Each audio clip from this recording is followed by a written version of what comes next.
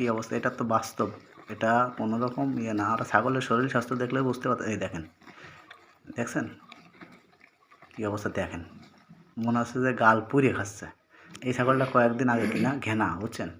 দেখেন এই 1 মাসের ভিতরে আবার কি অবস্থা হয়ে, এটা হচ্ছে সব হচ্ছে আপনার হেলন ছাগল, যারা বলে বাচ্চা দেওয়া ছাগল, মা ছাগল। তো আসলে আপনারা দেখেন, আপনাদের দেখাচ্ছি যে ছাগল পোষা কোনো বিষয় না। একটা ছাগল পোষা মানে 10টা 20টা ছাগল পোষাও আমি মনে করি কোনো ব্যাপার না, ফ্যাক্টরি না, ঠিক আছে।